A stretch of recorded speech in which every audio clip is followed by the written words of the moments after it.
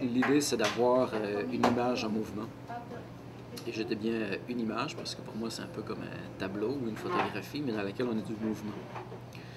Et donc, même si on parle d'une installation vidéographique, on parle plus d'un aspect technique de la chose. Parce qu'évidemment, pour moi, c'est pas du tout quelque chose qui est relié au travail vidéo.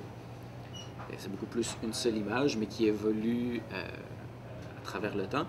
Et pour moi, c'était très important d'avoir une évolution très très lente, que le mouvement soit à peine perceptible, mais qu'on se rende compte au bout d'un certain temps qu'on regarde ça, que les choses ont évolué.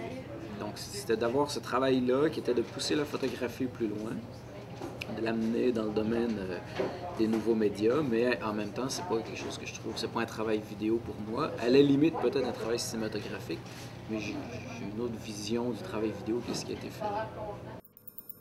En fait, pour moi, ce travail-là, c'est une manière d'illustrer un point de vue que j'ai, et qui est que quand on est face à un territoire, c'est pas vrai que la réaction qu'on a par rapport à ce territoire-là, c'est la réaction là, maintenant, et c'est seulement les sentiments qu'on éprouve à ce moment-là.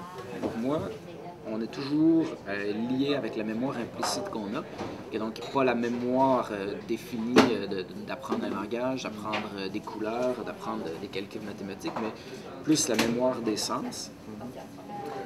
Et donc, évidemment, bien, quand on est sur un territoire qu'on connaît très bien, on le perçoit d'une manière différente que quelqu'un qui est là pour la première fois. Et donc, pour moi, cet espace-là, je le connais très, très bien.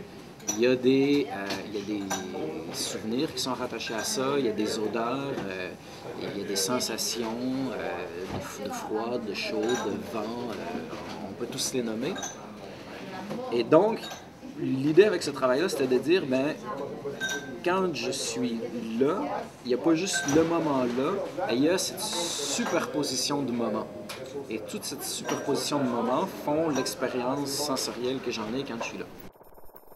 Habituellement, la photographie, ce qu'on a, c'est qu'on a un 250e de seconde qui est là, c'est juste un événement très très court. Et ça m'embête un peu de la photographie parce que c'est difficile d'aller très en profondeur à cause de ça. Et donc, en superposant ces mouvements-là, j'en reviens à cette idée-là de dire, ben, la réaction que j'ai par rapport à ce territoire-là, dans le fond, c'est une série de souvenirs, de sensations superposées qui font que j'ai cette réaction-là. On n'impose pas des choses, on essaie de laisser une impression aux gens. Alors que dans la photographie, on dit, ben ça c'est ça. Puis après ça, on peut réagir à ça ou non, mais on laisse pas beaucoup de place à l'interprétation. Dans ce travail-là, il y a beaucoup plus de place laissée à l'interprétation pour que chacun aille chercher ce qu'il veut là-dedans.